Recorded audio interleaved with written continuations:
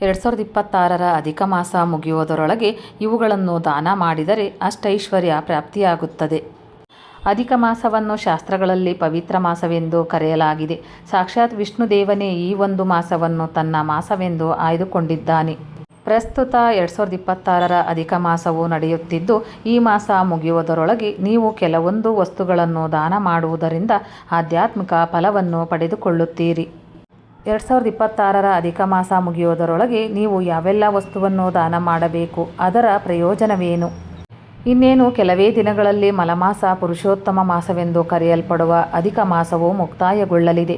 ಚಂದ್ರನ ಮಾಸವೆಂದು ಕರೆಯಲಾಗುವ ಈ ಅವಧಿಯಲ್ಲಿ ಪೂಜೆಯನ್ನು ಮಾಡುವುದು, ದಾನ ಮಾಡುವುದು ಮತ್ತು ಇನ್ನಿತರ ಆಧ್ಯಾತ್ಮಿಕ ಆಚರಣೆಗಳನ್ನು ಮಾಡುವುದು ಶುಭವೆಂದು ಪರಿಗಣಿಸಲಾಗುತ್ತದೆ. 2026ರ ಅಧಿಕ ಮಾಸವು ಮೇ 17ರಂದು ಪ್ರಾರಂಭವಾಗಿದ್ದು, ಇದೀಗ ಜೂನ್ 15ರಂದು ಮುಕ್ತಾಯಗೊಳ್ಳಲಿದೆ.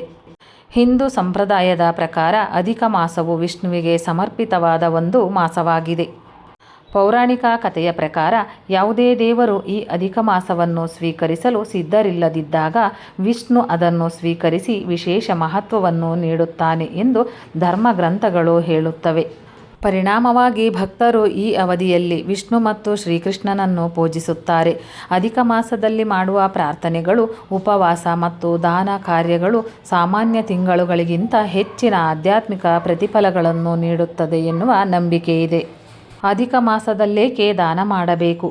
ಅಧಿಕ ಮಾಸವನ್ನು ದಾನ ಧರ್ಮ ಕಾರ್ಯವನ್ನು ಮಾಡುವುದಕ್ಕೆ ಅತ್ಯಂತ ಶುಭ ಅವಧಿಗಳಲ್ಲಿ ಒಂದೆಂದು ಪರಿಗಣಿಸಲಾಗಿದೆ. ಈ ತಿಂಗಳಲ್ಲಿ ಮಾಡುವ ನಿಸ್ವಾರ್ಥ ದಾನಗಳು ವಿಷ್ಣುವಿನ ಮೆಚ್ಚುಗೆಯನ್ನು ಪಡೆದುಕೊಳ್ಳಲು ಸಹಾಯ ಮಾಡುತ್ತದೆ ಮತ್ತು ಭಕ್ತರು ಆಧ್ಯಾತ್ಮಿಕ ಪುಣ್ಯವನ್ನು ಗಳಿಸಲು ಸಹಾಯ ಮಾಡುತ್ತವೆ ಎಂದು ಧಾರ್ಮಿಕ ಗ್ರಂಥಗಳು ಹೇಳುತ್ತವೆ. ಹಿಂದೂ ಧರ್ಮಕ್ಕೆ ಸೇರಿದ ಹಲವು ಸಂಪ್ರದಾಯಗಳು ಸಂಖ್ಯೆ 33ನ್ನು ಅಧಿಕ ಮಾಸದೊಂದಿಗೆ ಸಂಬಂಧಿಸಿ ಮಾತನಾಡುತ್ತದೆ. ಹಾಗಾಗಿ ಈ ಅವಧಿಯಲ್ಲಿ 33 ವಸ್ತುಗಳನ್ನು ದಾನ ಮಾಡಬೇಕು. ಇವುಗಳನ್ನು ದಾನ ಮಾಡುವಾಗ ಯಾವುದೇ ಪ್ರತಿಫಲಾಪೇಕ್ಷೆ ಇಲ್ಲದೆ ದಾನ ಮಾಡಬೇಕು ಎಂಬುದನ್ನು ಗಮನದಲ್ಲಿಟ್ಟುಕೊಳ್ಳಿ. 2026ರ ಅಧಿಕ ಮಾಸ ಮುಗಿಯುವುದಕ್ಕೂ ಮುನ್ನ ಇವುಗಳನ್ನು ದಾನ ಮಾಡಿ. ಹಿಂದೂ ಸಾಂಪ್ರದಾಯಿಕ ನಂಬಿಕೆಗಳ ಪ್ರಕಾರ ಅಧಿಕ ಮಾಸದ ಶುಕ್ಲ ಪಕ್ಷಕ್ಕಿಂತಲೂ ಕೃಷ್ಣ ಪಕ್ಷದಲ್ಲಿ ದಾನ ಮಾಡುವುದು ಅತ್ಯಂತ ಶುಭ. 2026ರ ಅಧಿಕ ಮಾಸದ ಕೃಷ್ಣ ಪಕ್ಷದ ಅವಧಿಯಲ್ಲಿ ಜನರು ಈ ವಸ್ತುಗಳನ್ನು ದಾನ ಮಾಡುವುದು ವಿಶೇಷ ಮಹತ್ವವನ್ನು ಪಡೆದುಕೊಂಡಿದೆ. ಆ ವಸ್ತುಗಳ ಕುರಿತು ಮಾಹಿತಿ ಹೀಗಿದೆ.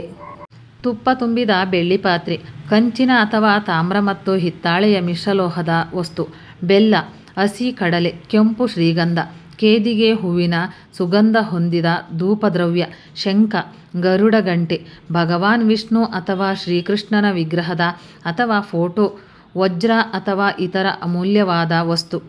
ಅಧಿಕ ಮಾಸದಲ್ಲಿ ನೀವು ಈ ವಸ್ತುಗಳನ್ನು ಸಾಂಪ್ರದಾಯಿಕವಾಗಿ ಪುರೋಹಿತರಿಗೆ, ದೇವಾಲಯಗಳಿಗೆ ಅಥವಾ ಅಗತ್ಯವಿರುವವರಿಗೆ ದಾನ ಮಾಡುವುದು ಉತ್ತಮವೆಂದು ಹೇಳಲಾಗುತ್ತದೆ. 2026ರ ಅಧಿಕ ಮಾಸದಲ್ಲೇಕೆ ದಾನ ಮಾಡಬೇಕು? ಅಧಿಕ ಮಾಸದ ಸಮಯದಲ್ಲಿ ಮಾಡುವ ದಾನ ಕಾರ್ಯಗಳು ಭಕ್ತರಿಗೆ ಉದಾರತೆ, ನಮ್ರತೆ ಮತ್ತು ಆಧ್ಯಾತ್ಮಿಕ ಶಿಸ್ತನ್ನು ಬೆಳೆಸಿಕೊಡಲು ಸಹಾಯ ಮಾಡುತ್ತದೆ ಎಂದು ಹಿಂದೂ ಸಂಪ್ರದಾಯಗಳು ನಂಬುತ್ತವೆ.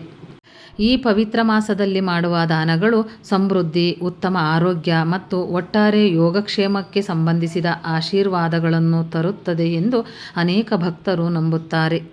ಸೇವಾ ಕಾರ್ಯಗಳಲ್ಲಿ ತೊಡಗಿಸಿಕೊಳ್ಳಲು, ದೀನ ದಲಿತರಿಗೆ ಸಹಾಯ ಮಾಡಲು ಮತ್ತು ಧಾರ್ಮಿಕ ಅಥವಾ ಸಮುದಾಯ ಕಾರ್ಯಗಳಿಗೆ ಬೆಂಬಲ ನೀಡಲು ಇದು ಸೂಕ್ತ ಸಮಯವೆಂದು ಪರಿಗಣಿಸಲಾಗಿದೆ.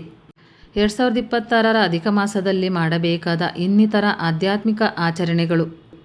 ದಾನ ಕಾರ್ಯಗಳ ಜೊತೆಗೆ ಭಕ್ತರು ಈ ತಿಂಗಳನ್ನು ವಿಷ್ಣು ಮತ್ತು ಕೃಷ್ಣನನ್ನು ಪೂಜಿಸುವುದು, ಪವಿತ್ರ ಗ್ರಂಥಗಳನ್ನು ಓದುವುದು, ಮಂತ್ರಗಳನ್ನು ಪಠಿಸುವುದು ಮತ್ತು ಪ್ರಾರ್ಥನೆಗಳನ್ನು ಸಲ್ಲಿಸುವುದು ಮುಂತಾದ ಆಧ್ಯಾತ್ಮಿಕ ಅಭ್ಯಾಸಗಳಿಗೆ ಮೀಸಲಿಡುತ್ತಾರೆ. ಅನೇಕರು ತಮ್ಮ ಭಕ್ತಿಯನ್ನು ಪರಿಣಾಮಕಾರಿಯನ್ನಾಗಿ ಮಾಡಿಸಿಕೊಳ್ಳಲು ಉಪವಾಸವನ್ನು ಆಚರಿಸುತ್ತಾರೆ ಮತ್ತು ಸ್ವಯಂ ಶಿಸ್ತನ್ನು ಅಭ್ಯಾಸ ಮಾಡುತ್ತಾರೆ. ಅಗತ್ಯವಿರುವವರಿಗೆ ಆಹಾರ, ಬಟ್ಟೆ ಮತ್ತು ಇತರ ಅಗತ್ಯ ವಸ್ತುಗಳನ್ನು ನೀಡುವುದು ಮತ್ತೊಂದು ಸಾಮಾನ್ಯ ಸಂಪ್ರದಾಯವಾಗಿದೆ. ಒಟ್ಟಾರೆಯಾಗಿ 2026ರ ಅಧಿಕ ಮಾಸದಲ್ಲಿ ನೀವು ಈ ಕಾರ್ಯಗಳನ್ನು ಮಾಡುವುದು ಆಧ್ಯಾತ್ಮಿಕ ಮಹತ್ವವನ್ನು ಹೆಚ್ಚಿಸುತ್ತವೆ ಮತ್ತು ಭಕ್ತರು ದೈವಿಕ ಆಶೀರ್ವಾದವನ್ನು ಪಡೆಯಲು ಸಹಾಯ ಮಾಡುತ್ತವೆ ಎನ್ನುವ ನಂಬಿಕೆ ಇದೆ. ನೀವು ಈ ಮಾಸದಲ್ಲಿ ಇವುಗಳನ್ನು ದಾನ ಮಾಡುವ ಮೂಲಕ ಸಾಕಷ್ಟು ಪ್ರಯೋಜನಗಳನ್ನು ಪಡೆದುಕೊಳ್ಳಬಹುದಾಗಿದೆ.